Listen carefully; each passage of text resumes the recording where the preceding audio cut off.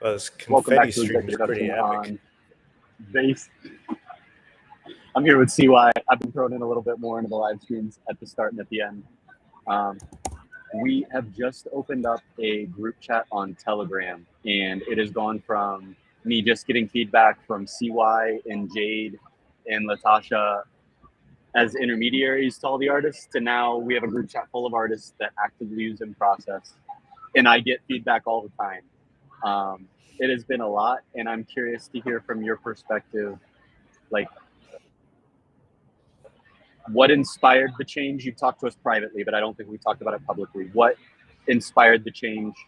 What are you hoping to accomplish by opening up this channel directly between the artists and the dev? And what have your thoughts been so far, reflecting on the past week or two that we've had it? Yeah, this is great. So my background is in product management, and it started back in the 90s where I was working on the product that would ultimately become Outlook.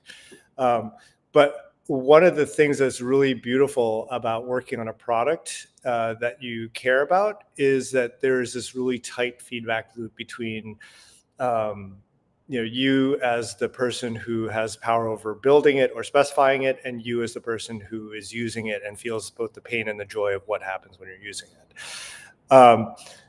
And I'll tell you, there's a specific anecdote that I feel very strongly about from my years in Outlook, which was I was fresh out of college, and we were building a corporate communications product, and I really had no idea what I was doing.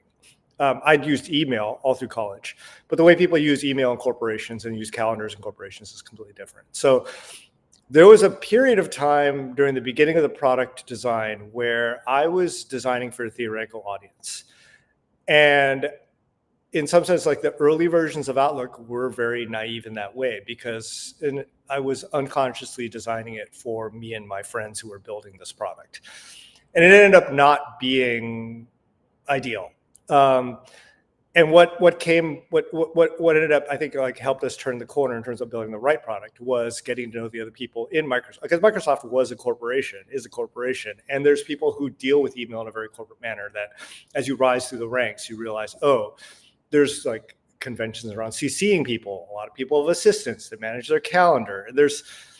Until you kind of have the mindset of what it's like to run in those circles and the challenges that it presents and what you really wish was solved, it's easy to solve the wrong problems, or the problems that are like solve problems at the wrong level.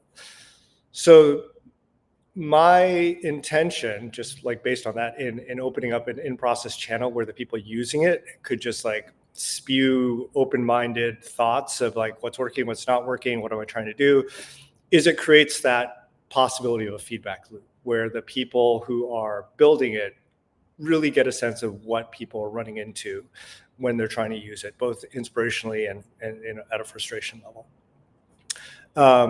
So it's messy initially, but ultimately it does two things. One is it helps the people who are building it and planning out its sort of like what the backlog is, to prioritize what is most important to get people to use it more the way that everyone kind of like wants to, in their best, in their mind's eye, wants to use it. It just makes that it makes that feeling a lot more tangible, and it makes the possibility of discourse a lot more immediate about like what is it you really want, what do you mean by that, all those things. And then in the longer form, it sort of creates a team, an implicit team where we're all trying to get on the same page. We all want the same thing, and it's initially, I think it'll feel like entering a noisy room at a party where you're just like, everyone showed up, I don't know what we're all doing here. But ultimately the alignment is found. And I feel like if the product is doing its job in terms of like just covering the basics, people will find alignment. So in that sense, like that first week, the first couple of weeks, really, it's going to be like people are just like throwing things out there, and there's going to be left field things and whatnot. But ultimately, I think a culture of the chat will form where we all like get on the same page about, hey, here's what we all think is the right problem to be solved right now. When the problem gets solved, those features get added, those bugs get fixed, whatever. Then it just creates further and further alignment over like, hey, what are we all trying to do? And in some essence, the community around the product spawns from this. And so it is organic. It's very it's actually, I think, what makes developing a product like fun, which is, in its most micro form, like if you build software for yourself, that's like the most satisfying feeling, because you put in the feature that you need and you're using it right away. If you're building a product for a community, it's fun when everyone feels like, hey, this thing is doing the thing we want it to do. There comes an inflection point where you're building a product for people who are in the community and outside of the community, and then everyone outside of the community usually ends up having, like, there's a faction over here that wants this, another faction, and then it gets noisy again. That's when you create workflows. So you create this the form of, like, you should talk to this person, or here's how you submit like feedback and stuff like that. That's, to me, that's like, once you're into the corporate level of development, you need that infrastructure. And I think me suggesting we dial back and just create a chat is like, let's try to get it all organic again at the right level, where we can find a community with alignment around where this thing wants to go, and let it be messy for a while. And then as we find this sort of, like, structure around the community and how we want things to get done, we can build the right infrastructure around it, so it's not so overwhelming. I agree. It's been a little chaotic, and it's reminded me a lot of Mint Songs. Like, I feel like when I was building Mint Songs was the last time I really had I was very connected with the musicians that were using Mint Songs. And when we decided to go to the V2, we kind of cut it that we had. Whereas, like, before, I would be active on Twitter. I would post a new update about Mint Songs. The musicians that were actively using it would reply, and I would prioritize the work that they were telling me to do. And it was a very active conversation loop. And then V2 was like, Sound just came out, and we got to pivot to Ethereum and stop doing this Polygon thing and go to high-priced editions. And we're not going to tell anybody about it, and we're going to switch to curated instead of open. And it felt like we slammed the door in the face of, like, the feedback loop, and went to fully, no, the leaders know the vision, the leaders know where the company needs to go in order for us to survive. We're kind of shutting off. So I've loved feeling that again in process of, like, having that chaos, because Dutchy will send a massive list. I'm not supposed to be saying names. So one of the artists sends a massive list of feedback, and there's like 5 or 7 things I could respond, but I also don't want to send a million. And so I pick out like 2 items of what he says, and then I'll reply to those 2 things. And my thinking is, if it's important, those other 10 things that he said, he will say it again in the future in this chat. But at least there's that conversation. I'm addressing some of the things that he said. And the question I have for you is, how did you pick the people that you want in the room? Are you the person that is throwing the people into our chat, or is Jade throwing those? I don't think I've invited anybody in. Curious of how the group is being curated, if you want to talk about that. Yeah, I look at the people that I have expressed interest about in process in the past, and have a flow around understanding how they want their process to be represented. So to me, there's, like, people I trust, people that I know want to use the product, and maybe those are the only 2 things. I want there to be a rhythm where people are trying to post on a regular basis, and if they have thoughts, they will share them. That's the only criteria I have. And I once I try to keep it at maybe like 10, maybe a dozen people tops, because there comes a point where it's just like, it's too much. And also, if people feel like they need to check out, then absolutely they should check out, because it can be super, super overwhelming. And it's like any community. There's sometimes you have to do resets and start over, and I think it's fine. It's fine. Like if there's a fatigue, or if it just loses focus, then this is sort of how I observed when I had middle schoolers living in my household. They would just start new discords all the time, and it's fine. Like, because the purpose is not to create a community where you end up having a pecking order or a specific dialogue or brand. It's like you want a certain flow. It's like throwing a house party. At some point, you can kick everyone out and throw another house party. Interesting, the house party metaphor. What have been your thoughts around the implementation so far? I think we're either a week or 2 into it. We just kind of spun up a Telegram kind of organically, threw people in. The conversation's been going. It feels like sometimes someone will post and you'll reply. Other times someone will post and I'll reply. I spin out into I also have this running list of people that are still signing in with their wallet. And so like you received one of those messages for me that's, I copy and paste the message. I'm like, I saw that you are signing in with your wallet. We're planning on deprecating wallet. Have you tried the email experience? And so like everybody in that group, if I've noticed that they have signed in with wallet, I also have a separate DM with them where I'm that exact same copy and paste conversation. And I get pushback and they're like, hey, but I want my things in my wallet. And I'm like, but it is in your wallet. And I'm having these conversations one-on-one. But what have your thoughts been on the structure of the chat so far, the number of people that we've invited, how the conversation's been happening? This isn't Slack or Discord where we have separate channels. Everything exists inside of one thread. Right. Around the form factor and how you felt about it, what have been your reflections on what has been built so far in that form of communication? I think it's not optimal, but I think it's like having it's like having a group chat inside text. And I haven't been eventually we're going to have to focus it some more, but at this point I want there to be a freeness in people just like spilling their guts into a chat. Where I want to get it to is, and like I want to like jump off and hit the sidebar first of like this wallet, this wallet migration into using Privy. I have to say, like, you know, when you sent me that scripted flow, I was like, great, let me actually do the thing that Sweetman's been talking about, and it was bumpy because there was some UI that I found hard to find, and I think that is something that I haven't there should be a backlog, and one of the items in that backlog that I haven't expressed is like that button needs to be moved higher up and there has to be a framework of text around it. Like that to me is like, okay, let's take there's a work item there that probably should be prioritized high in order to get everyone moved into the Privy login, because it is working the way that you wanted it to work. And I think it is an overall benefit to how good this thing can feel if we just like remove the whole wallet connect sort of like bumpiness out of the onboarding and just like, you know, re-engagement flow of getting into the platform. All right, sidebar done.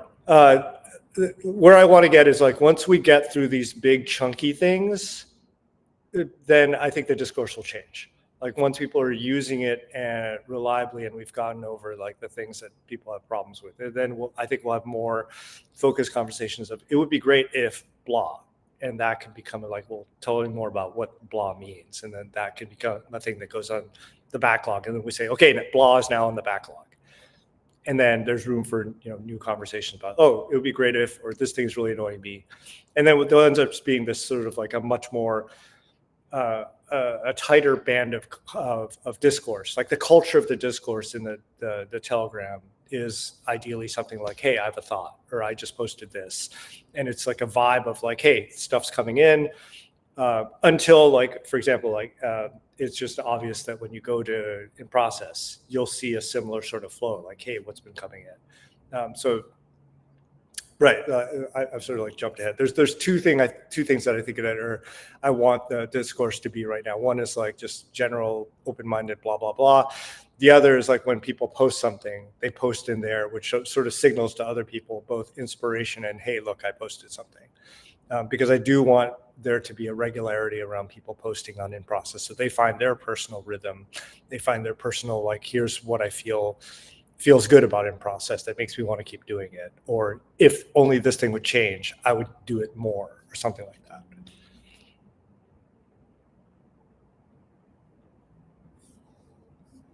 Connection volume. Can you hear me in this current moment?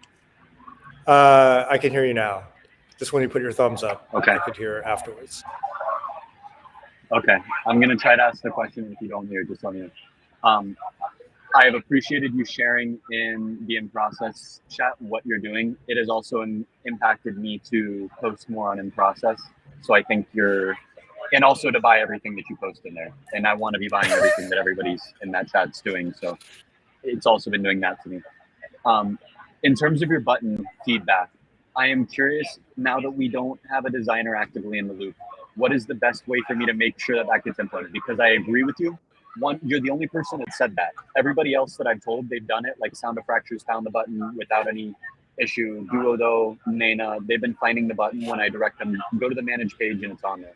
But I do agree with you. It is not apparent and it is very hidden. How should we make that feedback? Because we don't have a Figma to represent. Do you think that you can express clearly enough, like move the button up above this field, make it full width? Like, do you think that you can express it enough with text and communicate how you want it better, that we can just do it via you telling me direct feedback? Or do you have a vision for, like, when you give me feedback like that, do you expect that I make a design decision for how it should be improved? Or what's your thought when you convey feedback like that of how it actually gets translated into an actual UI implementation? Yeah, this is good to talk through. I think for the most part, like enough of the design sort of like template and ethos has been laid down where I am very comfortable with you making sort of like placement decisions, right? So like off the cuff, like that connect button should have a label that's more verbose that says like, you know, connect Privy login to you know, on-chain wallet or something like that, right?